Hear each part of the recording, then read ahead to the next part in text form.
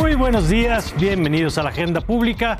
Yo soy Mario Campos y les saludo con mucho gusto en este domingo 21 de enero del 2024. En esta mañana en la que saludo a mi querido Javier Tejado. ¿Cómo estás, Javier? Hola, Mario, auditorio, muy buenos días, feliz de estar aquí este domingo tempranito. Y además estamos de fiesta porque tenemos al cumpleañero Roy Campos. ¿Cómo estás, querido Roy? Hola, Mario. Hola, Javier. Hola, Claudio. De aquí todos al pastel, de lejos. De aquí todos. ¿Cómo estás, Roy? Gracias Muy por bien. estar aquí. Muy bien, al contrario. Muchas felicidades. Gracias. Y está Claudio Flores a la distancia. Claudio, ¿cómo estás?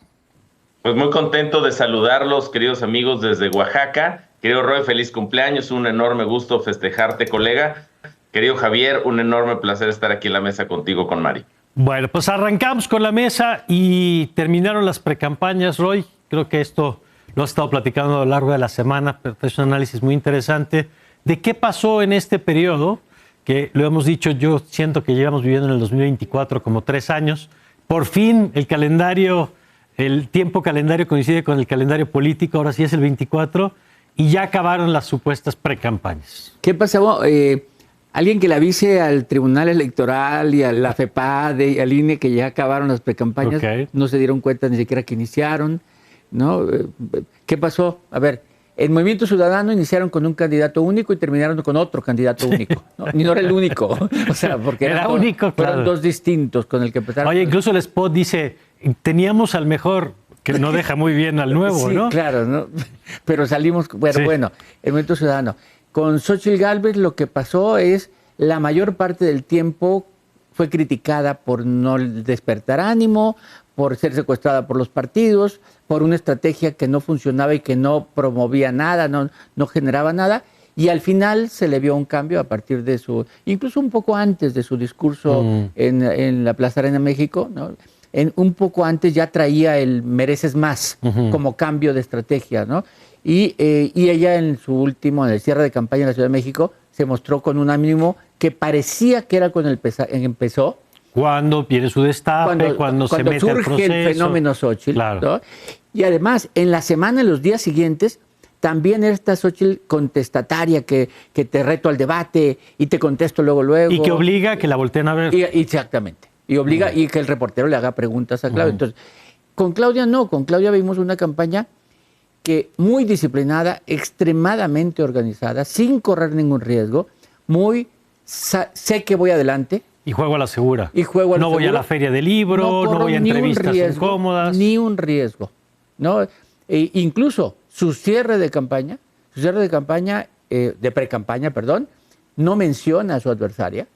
O sea, defiende a la Cuarta Transformación, vivas a López Obrador. Es decir, todo por lo que voy arriba, lo mantengo. ¿Por qué corro un riesgo? ¿Por qué cambio si voy ganando? Okay. Entonces, esas son las tres cosas. Bueno, y el otro protagonista, López Obrador, ¿no? Que ahorita, si quieres, le damos una vuelta al papel del presidente, Javier.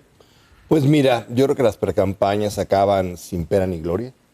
Creo que lo más interesante fue esa muy breve candidatura de Samuel García, que cuando se dio cuenta que no podía dejar a alguien suyo del Palacio de Gobierno de Nuevo León, dijo, mejor me regreso. Regresó corriendo. Esa campaña, depende de cómo la contabilices, duró máximo 10 días o incluso algunas horas nada más de la última vez que dejó la gobernatura. El caso Xóchitl, pues, se ha quedado medio estática. Y en el caso de Claudia, pues muy cuidadosa ella y pues defendiendo su ventaja. ¿Qué te diría yo que es importante? Ahora estamos en un periodo de intercampañas. ¿Qué significa eso legalmente? Significa que es el periodo donde los partidos ungen a sus candidatos federales, diputados, senadores, presidentes, como candidatos. Es un periodo medio de veda. Incluso los spots electorales que estábamos saturados ya no llevan propuestas de campaña ni llevan a los candidatos. Veremos si este periodo de veda se respeta. Yo pienso que no, porque justamente los dos coaliciones que van en desventaja, bueno, una coalición y otra, pues van a intentar. Porque no se pueden guardar 40 y tantos días. Exactamente, no se pueden guardar. Días. Pero la sanción por hacer campaña en periodo de intercampañas es la pérdida del registro. Pero, por ejemplo, pueden dar entrevistas. Sí. No estaría yo tan seguro de dar entrevistas, porque pueden dar entrevistas, depende de qué y en qué tono hablen. Porque aquí te pueden meter, el INE sacó un documento muy wishy-washy, donde dice que sí puedes dar entrevistas, pero te pueden quitar la candidatura, pero la sanción para el medio es adquisición indebida. que está tipificado. Okay. Si tú haces una entrevista, no puedes preguntar de campaña, no puedes preguntar propuestas, nada. Entonces haces una entrevista como cafecito y qué te gusta, qué partido Pero le si vas, no te la pueden contar como si fuera pagada. Sanciona al medio, exactamente. Okay. No aunque esté probada. ¿Sí? Entonces, es un endemiaje muy complicado Se van a cruzar muchas denuncias. Yo pienso que Morena, para que baje a sus rivales, esos rivales tratando de dejar la liga, Xochitl está en Estados Unidos, MS ayer convocando más debate. O sea, vamos a ver cómo jalan la liga y cómo juega el INE y el Tribunal Electoral. Sí, porque no te puedes salir de la jugada. Quien va arriba, lo que necesita es que corra el tiempo. Quien va abajo, pues tiene que hacer cosas para que se hable de Xochitl Gálvez y sobre todo de Álvarez Maínez, que trae niveles de conocimiento obviamente muy bajos todavía. A ver, ¿cómo estás viendo el asunto, Claudio, tu balance de ese periodo? Pues narrativas de la precampaña y arranque de la intercampaña. Hay que decir que este es un periodo donde nos encaminamos a una elección de más de 20,000 posiciones sometidas al voto popular. La precampaña terminó el pasado 18 de enero. Estamos en este periodo muy bien planteado por mi querido Javier, del 19 de enero al 29 de febrero, que es la intercampaña, donde se prohíben 4 cosas. Llamados expresos a favor de cualquier candidatura, 2 debates, spots o mesas donde participe más de un candidato o candidata, y actos públicos como mítines o asambleas para promover una candidatura. Esta campaña después viene el del 1 de marzo al 29 de mayo, alrededor de 90 días. Tenemos 40 días de intercampaña y luego 90 días de campaña, donde ahora sí vamos a recibir este mare magnum de spots, de propaganda. Estamos generando una hipersaturación comunicacional que no está generando necesariamente los mejores efectos. 2 fuentes ahí, un libro de Heriberto López y Alejandro Garnica que se llama Comunicación Saturada, donde demuestra que la hipersaturación de comunicación pues nos genera una especie de audífonos en contra de esa comunicación a la ciudadanía. Y digamos el segundo referente, este análisis que ha hecho Paco Abundis acerca de cómo esta hipercomunicación pues no está generando necesariamente conexión con la ciudadanía. Después además vienen los debates presidenciales, colegas, donde el INE organizará 3 debates obligatorios para las candidatas Xochitl Gálvez, Claudia Sheinbaum y el candidato Álvarez Maínez. Uno el 7 de abril en el INE, el segundo el 28 de abril en los estudios Churubusco y el tercero el 19 de mayo en el Centro Cultural Tlatelolco. Luego vendrá la veda electoral del 30 de mayo al 1 de junio y luego la jornada electoral el domingo 2 de junio, dentro de más o menos 120 días, un poquito más, un poquito menos. Y yo diría que simplemente 3 relatos adicionales. Las anticampañas, las campañas electorales negras o de contraste, son campañas que usualmente no respetan las vedas ni las normas electorales. Seguramente las vamos a ver aquí, como bien dice Roy, a ver si respetan esto. Segundo, las co-campañas, estas campañas donde se utiliza desde el oficialismo la imagen del presidente López Obrador, que sabemos que es un asset poderoso para llamar al voto de sus huestes. Y tercero, las discampañas, les llamaría yo, que es la de las ciudadanos y las ciudadanas y los ciudadanos que vamos a estar ofreciendo resistencia, tratando de protegernos de esta tormenta de spots publicitarios y propagandísticos. Bueno, ya lo dice Claudio, Roy, hay un personaje aquí que es el presidente López Obrador, que yo decía históricamente en los sistemas priistas, cuando crecía la figura del candidato, el presidente dejaba un poquito para que creciera. Aquí tenemos un presidente que está imponiendo la agenda, primero de la conversación, incluso hoy mismo, más adelante hablaremos del tema de organismos autónomos y el tema pensiones, pero lo más importante no es lo que pensemos nosotros, es para la candidata de su partido que representa. ¿Y cómo estás viendo al presidente? Que ese no tiene ninguna restricción en el sentido de, tiene en lo electoral, pero no en las mañaneras, en los temas, en la intensidad con la que está en este momento. No, tan es así que el no ir el 5 de febrero a Querétaro, el decir voy a hacer propuestas, el estar inaugurando obras durante todo febrero, hasta el día 29 incluso, o sea, porque a partir del 1 de marzo no, es estar en la campaña. De hecho, hoy todo lo que haga cualquier político, cualquier regidor, cualquiera, está pensando en las elecciones. Claro. O sea, ¿no? Pues el presidente también. Por cierto, no ahorita, desde que tomó posesión. Sí, lleva más o menos 5 años. Sí. Entonces, sí, el presidente es tal vez el personaje que va a estar más presente en la mente del ciudadano al votar más que los candidatos. O sea, ¿no? No va a estar escrito en la boleta, pero sí en la mente del ciudadano. Y está actuando. Incluso como una especie de plebiscito sobre él. De hecho, así lo está planteando él y así lo está planteando la oposición. De los dos lados se están planteando. el plebiscito sobre el modelo de López Obrador. A López Obrador le conviene cuando ve que tiene una aprobación alta, y la oposición dice, me conviene porque hay un grupo fuerte que no lo aprueba, que hay que sacarlo a votar. Interesante, por cierto, el dato que publicas esta semana en El Economista, que la aprobación del presidente, estando por arriba del 50, está en el punto más bajo en 2 años y medio. En 2 años y medio. De hecho, justo está en el punto más desde el 29 de mayo, justo antes de la elección de 2021. O sea, es un periodo preelectoral donde estaba igual de bajo. No, pero cuando me platicaba su relación con Claudia Sheinbaum sabe que el grueso de su porcentaje de preferencia está en la aprobación de Morena, López Obrador, la 4T, programas sociales, obras, todo lo que venga con esto. Y entonces es muy normal que su discurso, su cierre, esté basado en esto. Nomás hay que ver cómo se despidió de ese discurso. Viva la Cuarta Transformación, viva López Obrador, viva México. 3 veces, ¿no? O sea, es muy claro el eje de su campaña. De acuerdo, Javier. Bueno, el presidente, esta elección será de alguna forma una especie de plebiscito, referéndum sobre los actuales de López Obrador. Y él no nada más va a hacer campaña este mes de intercampañas, como por ejemplo el 5 de febrero, sino se va a seguir. Hay muchísimas sanciones ya ejecutadas de autoridades electorales. Que no le hacen ni cosquillas. Que él, como no es sancionable, y a su gente que sí es sancionable, pues las han guardado en cajones, no han pagado las multas, pero ya tienen muchas sanciones por los actuales, digamos, proselitistas de la mañanera, de eventos públicos, de redes sociales, en las elecciones del 2021 intermedias y en muchas intervenciones del presidente en estatales. Le vale. El presidente es una máquina electoral, quiere ganar, la ley es lo que menos le importa. Lo va a seguir haciendo, aunque con mucho mayor énfasis en este periodo, cuando hay este periodo como de medio silencio para los candidatos, él va a crecer y va, digamos, tratar de avasallar la comunicación. Ahora, también el presidente puede ser un riesgo. Y puede ser un riesgo porque... ¿Para la campaña de Claudia Sheinbaum? Pues sí, puede serlo, porque sobre todo los temas de la inseguridad que ha sido su política están tan mal en todo el país. Y están creciendo. Están creciendo la inseguridad, está creciendo la corrupción, el derecho de piso, que cualquier momento puede ser cualquier cosa grave. Ojalá no pase. Claro. Ojalá. Pero también de pasar algunas de esas cosas, pasa como en España, que te cambian los votos. El 11 de marzo. Entonces sí creo que es la apuesta correcta la que está haciendo el oficialismo, pero sí tiene su riesgo, sobre todo en un país que es un polvorín en muchos lugares. De acuerdo. Y ya están poniendo algunos ejemplos que a veces es extraordinario, pero a veces pasa que se mueven rápido la intención de voto por algún evento, Claudio. Y destacar que el presidente y su partido y en general el oficialismo, Mario, Javier, Roy, pues me parece que el objetivo es claro en términos estratégicos para capturar ahora sí mayorías en las cámaras de senadores y diputados.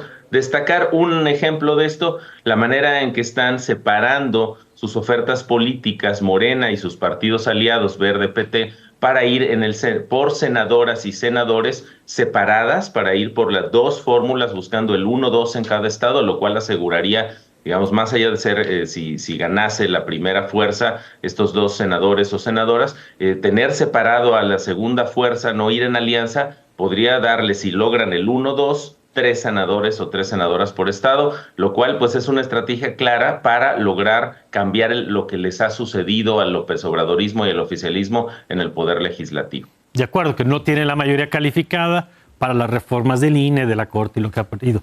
Roy, una pregunta sobre MC. El hecho de que no sea Samuel, yo sé que está empezando la campaña de Álvarez Maínez, va a empezar todavía, ya quedamos que en 42 días, pero... Ya abrió la precampaña y la cerró el mismo día. Así es. En el mismo acto. Con esas condiciones tan complicadas, ¿lo ves como una elección que pueda jugar un rol o vamos a una elección de 2 con un tercero testimonial? Mira, el chiste es, ¿qué cálculo hicieron? O sea, seguramente hicieron el cálculo de decir, a ver, si vamos en alianza, ¿realmente damos el triunfo? No. Y nos va a arrastrar porque ir en una alianza... No nos van a ver, vamos a perder identidad. Y perdemos toda la narrativa que llevamos. ¿No? Y no vamos a dar el triunfo. Así que mantengámonos separados y empecemos a crear futuro. No van a ganar la presidencia. Ellos saben que no van a ganar la presidencia. ¿A qué aspiran? A conservar lo que tienen. Sí, crecer diputados, senadores. Jalisco, sobre todo Jalisco y municipios de Nuevo León. Crecer en bancada, tener prerrogativas y empezar a crear un nuevo votante. O sea, ellos no van a hacer campaña para votante grande, es para votante joven en general, desde la forma del destape. Sí. O sea, chelas, carne asada. ¿Cuál fue para mí el error del cierre de campaña? Hacerlo en Nuevo León. O sea, quiere decir que tuvieron 11 días, del 7 al 18, 11 días para hacer las paces con Alfaro, que se enojó. Y no lo lograron. Y para hacer el cierre en Jalisco, que era su estado. Claro. Y no lo hicieron en Jalisco. No estuvo Alfaro.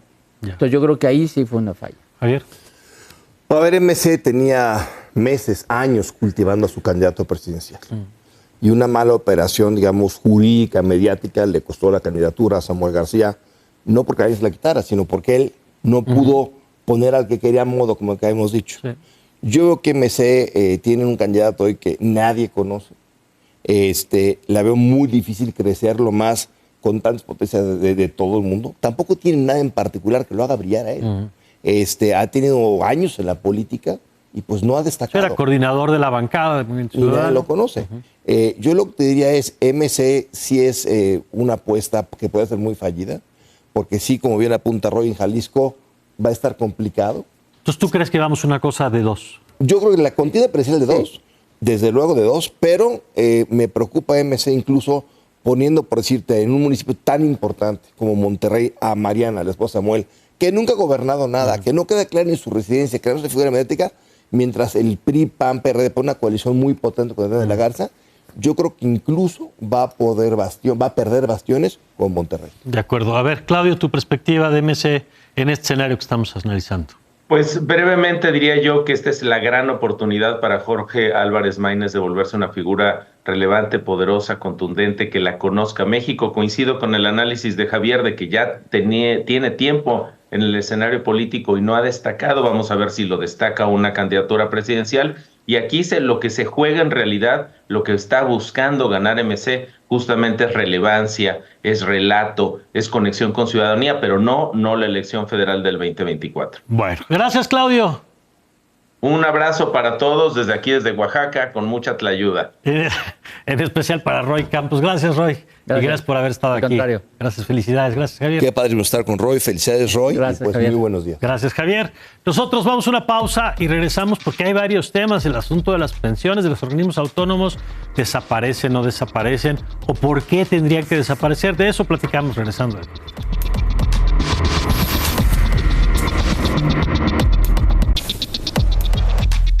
Y vamos a platicar con Valeria Moy, ella es directora general del Instituto Mexicano para la Competitividad del IMCO. Querida Valeria, ¿cómo estás? Buen día. Hola Mario, muy buenos días. Buenos días. Oye, creo que la buena noticia de esto, de que el presidente no baje la cortina y siga colocando temas, es que por lo menos nos puso a discutir un tema que sí es necesario, que es el de las pensiones. Yo creo que sí, Mario, nos ha puesto a discutir muchos temas, no únicamente el de las pensiones. Yo creo que todo a lo largo de su administración hemos discutido temas que pues quizás asumíamos o dábamos por sentado que funcionaban o que si tenían problemas pues iban a seguir con los problemas. Y yo creo que en el caso de las pensiones estamos viendo eso. Hoy en México tenemos un sistema de pensiones muy roto, entre comillas, es decir, tenemos un grupo poblacional que cotiza con un sistema, otro grupo poblacional que cotiza con otro, un gran grupo poblacional, que es la mayoría, alrededor del 56%, que no cotiza a nada, y dentro de los sistemas que sí cotizan, tenemos otros cientos de sistemas. En México hay alrededor de 600 sistemas de pensiones, cuando ya nos vamos a nivel estatal, a nivel municipal, a nivel institucional. Entonces, yo creo que los grandes sistemas de pensiones, el sistema de pensiones en México, sí necesita revisarse y sí es una conversación que necesitamos tener. Ahora, la trampa creo que del presidente es que reconoce la necesidad de un tema real, que es este sistema que nos describes, pero luego lo vincula con un tema de su agenda, que es, bueno, es que este problema se resuelve si eliminamos los organismos autónomos, y ahí hay un brinco que entiendo yo, Valeria, ni financieramente es correcto, porque aún si destináramos no alcanza. los 1,000 millones que dice el presidente hay que destinar, por ejemplo, si eliminamos el INAI, no te alcanza para nada del tema de pensiones, y también nos dejan la discusión de pues, la pertinencia de tener organismos técnicos autónomos que ayudan con las decisiones de gobierno, ¿no? Yo creo que eso es una trampa completamente. O sea, yo reconozco que se tiene, por supuesto, que revisar el sistema de pensiones. Yo creo que hay cosas que hay que mover, que hay que tocar, la tasa de reemplazo, las contribuciones de las propias personas, las contribuciones de cada uno a su propia pensión, quizás también revisar las contribuciones del gobierno, que en el sistema entre comillas, nuevo, el de las Afores, pues el gobierno coopera muy poco con ese sistema. Pero al mismo tiempo mete a la discusión el tema de los organismos autónomos, que yo creo que sí estamos revolviendo peras con manzanas. El presupuesto de los organismos autónomos en total, llega alrededor de 80,000 millones de pesos. Pero ahí estamos contando al INE, a la Comisión Nacional de Derechos Humanos, al IFT, estamos contando organismos muy importantes para cualquier democracia. Y bueno, eso no alcanzaría ni para la mitad que se necesitaría para fondear una tasa de reemplazo de 100% en un solo año. Entonces tú imagínate, desaparecemos los organismos autónomos, olvidemos por un segundo la pertinencia de la razón de ser de los organismos autónomos y veámoslo solo desde una perspectiva presupuestal. Los eliminamos, 80,000 millones de pesos, los destinamos a las pensiones, no te alcanza ni para la mitad de lo que vas a necesitar y además son recursos que tienes en un año. Y el siguiente año, ¿qué vas a hacer con las siguientes pensiones? Porque la población se va a seguir retirando, se va a seguir jubilando y además pues tenemos una pirámide poblacional en la que cada vez habrá más personas mayores por la propia dinámica poblacional de cualquier país, incluyendo México. ¿Cómo tendría que ser, Valeria, la discusión en serio? Si le entramos en serio con la mitad de la población en la economía informal, con un sistema, como bien dices, además fragmentado en múltiples sistemas de pensión, ¿cuál tendría que ser un punto de partida real para que el siguiente gobierno, sea del color que sea, gane quien gane, quede como quede el Congreso, empiecen a atender esto? Porque es cierto que hoy lo más cercano que tenemos es el tema de los adultos mayores, que es esta pensión que ya está cerca de los 3,000 pesos, que el presidente incluso quiere bajar la edad, lo cual evidentemente para muchas personas suena bien, pero que en términos de la presión al gasto público pues es una bomba de tiempo que nos va a dejar sin recursos para otros temas como educación, como salud, como infraestructura. ¿Cómo entrarle de veras a la discusión? ¿Cuáles serían los pasos que tú pondrías en la mesa, Valeria? Mira, nada más te voy a dar un dato para que veamos la magnitud del tema. Al inicio de la administración del presidente López Obrador, lo que se destinaba a pensiones, tanto las pensiones contributivas, ahí tenemos la del IMSS, como las pensiones no contributivas, como la de los adultos mayores, las de pensiones para el bienestar, esas representaban 16% del presupuesto total. Eso cuando entró el presidente López Obrador. En este presupuesto, en el de 2024, representan 22% del presupuesto. Entonces, eso te da una pista de cómo cada vez más se van a ir necesitando recursos. Yo creo que una discusión real, Mario, como la planteas, tendría que desvincular el sistema de pensiones de la situación laboral de las personas. Hoy por hoy, el sistema de pensiones está pegado a si tienes un trabajo o no tienes un trabajo y a qué tipo de trabajo tienes y a cuánto vas ganando y cómo es tu vida laboral, si sales de la formalidad, entras a la informalidad. Eso yo creo que simplemente ya no debería de ser o ya no es viable, pues en una población que va a seguir creciendo, todos vamos a tener enfermedades más complicadas que duran más tiempo y al final del día el mercado laboral, todos nos movemos en esa línea de formalidad e informalidad. Entonces, esa es la discusión importante. O sea, algo parecido a lo que se empezó a construir con la idea del seguro popular, por ejemplo, que atendía a los que no estaban en los sistemas de salud formal del IMSS o del ISSSTE, que no tienen acceso a servicios de salud y que conceptualmente la idea era, aunque estés en la economía informal, puede haber algún esquema que te permita tener acceso a los servicios de salud. Y se ha hablado mucho de apostar hacia un sistema universal de salud que ya no distinga también entre estos sectores. ¿Sería más o menos esa lógica, pero para el tema pensiones? Sería más o menos esa lógica, ¿no? Pensar en algo que no distinga entre la pensión que está vinculada al mundo laboral, a tu estatus laboral, pero que también haga al trabajador de alguna manera responsable de su propia pensión. O sea, sí necesitamos cambiar y desvincular el sistema de pensiones, el sistema de seguridad social, y ahí puedes incluir el sistema de salud, desde luego, del estatus laboral de las personas. Lo que tenemos son sistemas que datan de los 40, de los 50. La población ya cambió, el mercado laboral ya cambió, las finanzas públicas ya cambiaron, el país ya cambió, y pues yo creo que tenemos que empezarnos a mover a algo pues más innovador y que responda a las condiciones reales de la población y de la economía actual. Muy bien, pues yo te agradezco, Valeria. Platicábamos un poquito antes de entrar al aire que material no nos va a faltar para seguir analizando en este 2024. Yo te agradezco, como siempre, la oportunidad de platicar estos temas. Encantada, Mario, cuando tú quieras. Muchas gracias. Es Valeria Moy, ella es la directora general del Instituto Mexicano para la Competitividad.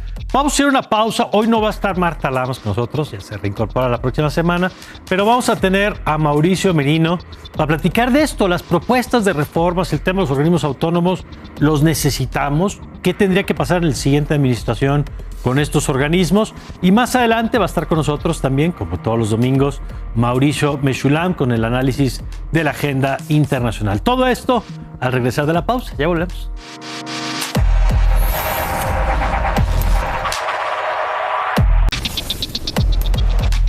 Ya estamos de regreso y ya está con nosotros mi querido Mauricio Merino. Mauricio, ¿cómo estás? Muy buenos días.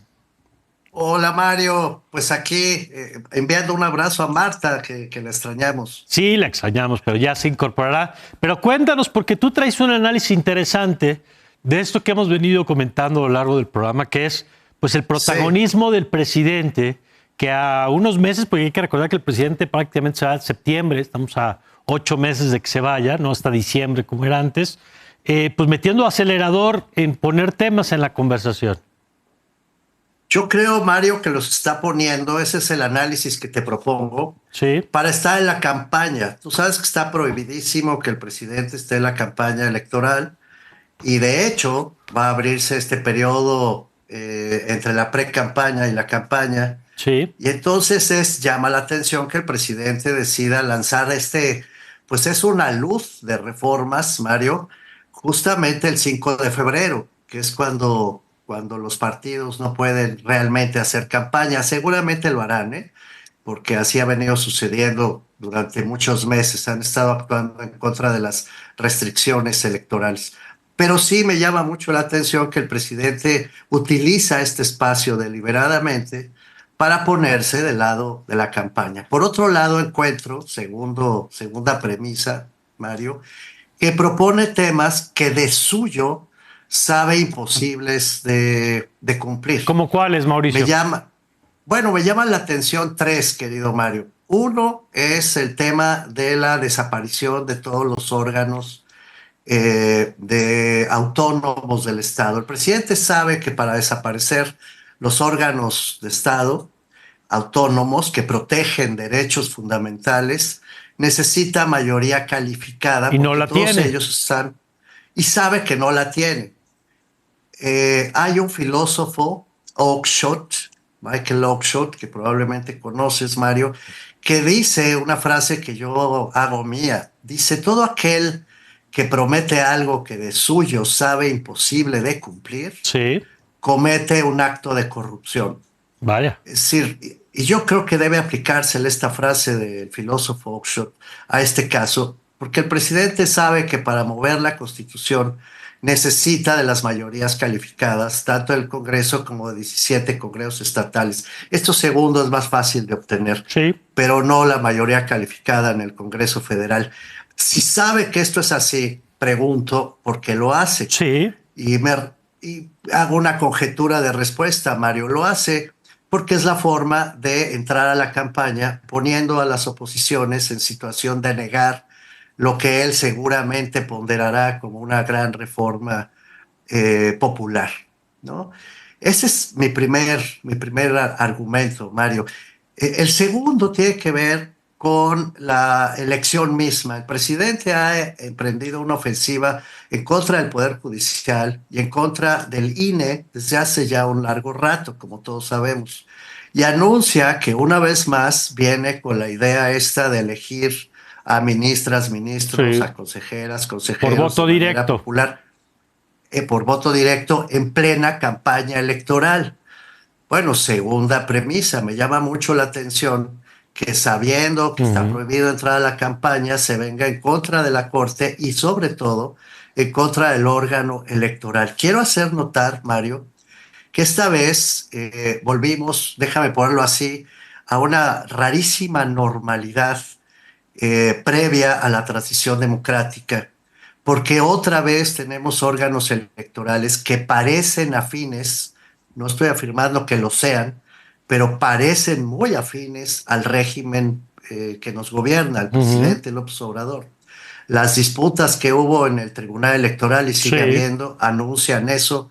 La posición de la consejera presidenta actual anuncia también eso, sus antecedentes políticos, la forma en que llegó a presidir el INE, etcétera. Todo, Mario, cuando tú encuentras un animal, dice el refrán, Sí. ¿no? Peludo, con 4 patas, cola y que ladra, parece un perro. Claro, claro. En este caso da la impresión de que volvemos a la rutina según la cual los órganos electorales eran afines al gobierno, como antes de la existencia del IFE. Me refiero al IFE especialmente de 1994, 1996, que cambió dramáticamente las cosas. Bueno, el presidente se va sobre esa base y dice, preparando quizá sus argumentos frente a un resultado electoral que no le guste.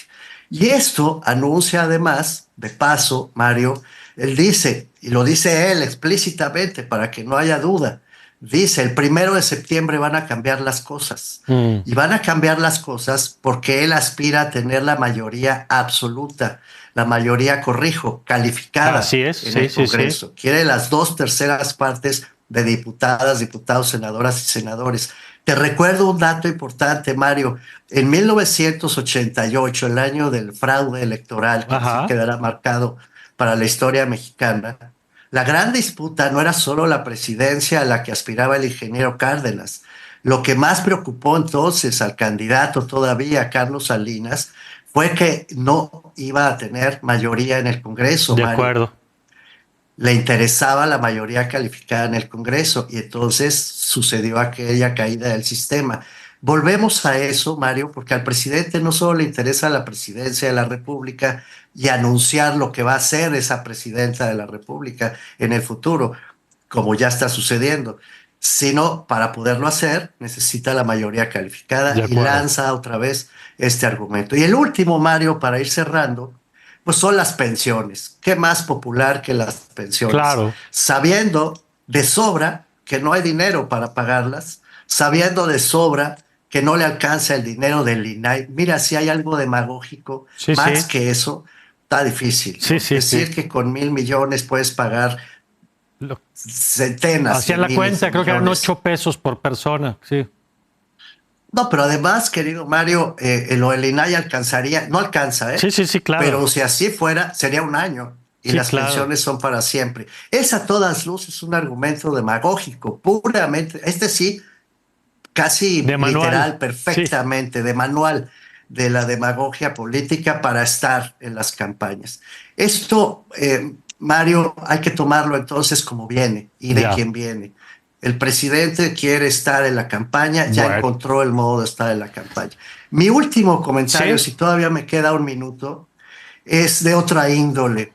Y es que yo veo, Mario, que Claudia Sheinbaum tiene un problemón encima, la verdad, porque seguimos sin saber quién es realmente y qué puede hacer realmente. Sigue siendo tan omnipresente López Obrador y sigue marcando tanto la agenda, ya se volvió a meter a la campaña y ya anunció también lo que viene después del 1 de septiembre. Hombre, le tocaría a la presidenta electa, ¿no? Tomar esas decisiones, sea Xóchitl o sea Claudia, pero no a él. Pues ya las tomó de todas maneras López Obrador.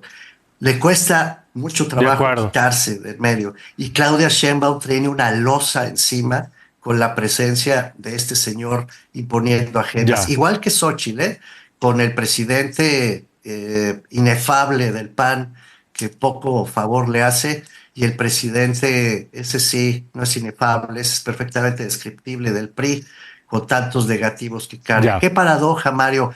Por primera vez tenemos una alta probabilidad, alta al menos, porque ahí está Álvarez Maínez también, pero la mayor probabilidad es que tengamos una presidenta de la República, pero que traen encima a 3 hombres que no las dejan ni respirar.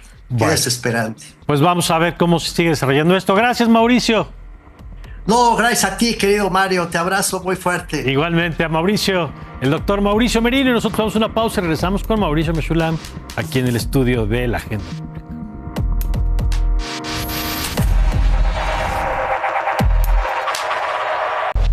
Y vamos a platicar ahora con mi querido Mauricio Meshulam. Mauricio, ¿cómo estás? ¿Cómo estás, querido Mario? Qué Muy gusto bien. saludarte, como siempre. Oye, traíamos desde la semana pasada este tema de Taiwán. Así es, era importante porque fueron elecciones en Taiwán Y es uno de los temas, diría yo, centrales. Estas son o fueron elecciones enormemente consecuentes. Creo que hay que empezar por explicar a la audiencia que dentro de toda la agenda global que estamos todos analizando, los temas, Ucrania, Israel, todos los temas, Sí. hay temas que nos llaman continuamente la atención, los medios están sobre ellos, y por supuesto que todos son temas consecuentes para efectos de lo que está sucediendo en el mundo. Pero dentro de todos esos temas, probablemente el tema de Taiwán, el tema de China, Estados Unidos, te diría yo, te tendría que decir yo, el mayor. ¿Por qué? ¿Por qué el mayor? Porque estás hablando de, en esencia, el enfrentamiento de las dos mayores superpotencias del globo y hacia dónde se va encaminando eso. Esta es una reflexión que no necesariamente tiene que ver con lo que sucede esta semana, la semana que entra, sino hacia dónde se encamina. Y lo sucedido en las elecciones la semana pasada justamente abona, lamentablemente, en la dirección del conflicto, no en la dirección de la distensión. Eso tiene que ver con la persona que ganó, el perfil de la persona que ganó. Tiene que ver con el perfil de la persona que gana. Estamos hablando de un político que se llama William Lai, así lo conocen en Occidente. Lai Ching-te es el vicepresidente actual. Estamos hablando de una persona pues con una postura dura acerca de la relación entre Taiwán y China. Y aquí creo que vale la pena recuperar por qué el tema de Taiwán es tan importante para China. Hemos insistido mucho en eso, ¿no? Porque si tú lees, ¿qué por es ejemplo, lo que se juega en esa? Si tú lees diarios internacionales, ¿no? Prensa internacional, a veces la discusión parece ser acerca de quién es propietario del territorio de Taiwán. Y el tema no es acerca del territorio. Sí es, pero no es solo acerca del territorio. El tema es acerca de quién es la representación de China. Taiwán no es la República de Taiwán. Es la República de China. Es la República de China. No estoy diciendo que las generaciones actuales de Taiwán se estén considerando a sí mismos los representantes de China, pero para China, Beijing sí lleva una carga simbólica enorme, porque a esa isla fue a parar el gobierno que se autodenominaba el gobierno legítimo, que además fue el gobierno que fue reconocido por la gran mayoría del mundo, hasta que se llega a los acuerdos entre Mao Zedong y Nixon y empieza el proceso de acercamiento. Estados Unidos entonces, desde apenas esa década, reconoce a China Beijing, no China Taipei, sino China Beijing, y a partir de ese momento Estados Unidos desconoce a Taiwán como la representante legítima de China. Entonces el tema no es acerca de la República de Taiwán, sino acerca de la República de China.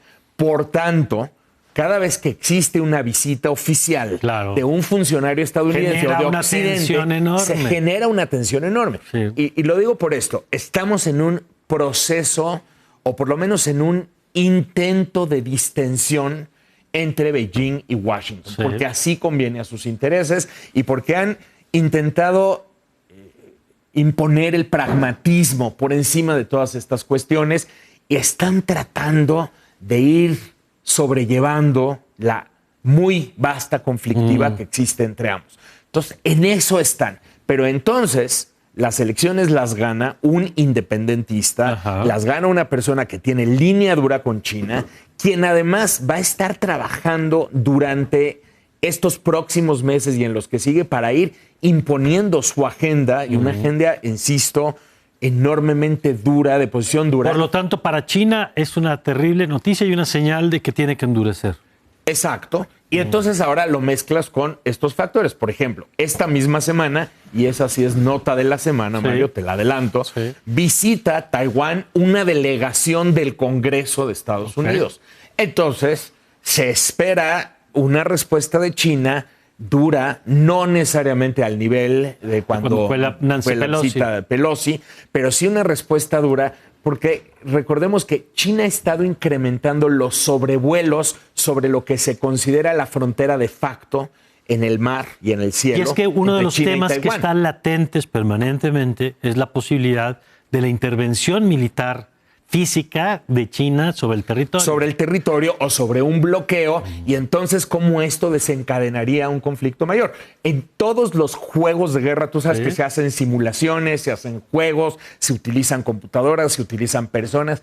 En todos los ejercicios, el detonante del conflicto que nadie desea, obviamente, entre China y Estados Unidos es Taiwán. Wow. O sea, Taiwán es el factor que detona el conflicto. Entonces, sí es una elección consecuente, es un tema muy importante. Hay que estar con mucha visión acerca de lo que sucede esta semana con la visita del Congreso de Estados Unidos a Taiwán, y hay que ver en qué medida, yo creo que esto es justamente lo que reta el intento de Xi Jinping y de Joe Biden por tratar de distender las relaciones. Decíamos pero antes un factor más, perdón, Mario, importantísimo. Sí. ¿Qué está ocurriendo en paralelo? Están ocurriendo las primarias en Estados Unidos, estamos viendo la aplanadora de Trump por lo pronto en el Partido Republicano, pero entonces tenemos que incorporar a todo este análisis que estoy mencionando el potencial factor Trump. Porque es distinto si está Trump que si está Biden.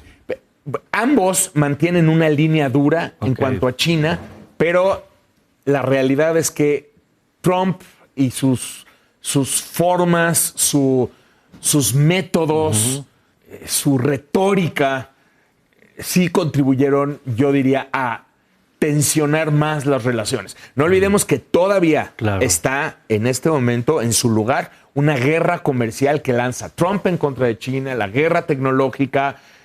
Todas esas políticas antichinas sumadas al discurso y la retórica de Trump contribuyeron a esta tensión. Llega Biden y lo que hace Biden es que mantiene los aranceles ahí, mantiene las medidas, pero por lo menos está este intento, insisto, por distender las relaciones como los que estamos viendo ahora mismo. Bueno, pues apúntelo usted en la lista de temas internacionales que Mauricio nos trae todas las semanas. Nos dice Mauricio, es el que está hasta arriba en la lista. Como está hasta arriba no necesariamente del polo mediático, pero sí está hasta arriba por la relevancia y por la consecuencia que puede tener de aquí a los próximos 4, 5, 6 años. Vaya, gracias, Mauricio. Gracias, querido Mario. Gracias. Y gracias a usted, como siempre, por acompañarnos. Siga con toda nuestra programación aquí en Foro. Ya sabe que yo le espero con el equipo. Usted ya conoce, a partir de las 11 de la mañana el próximo domingo. Le deseo que tenga, como siempre, una magnífica semana.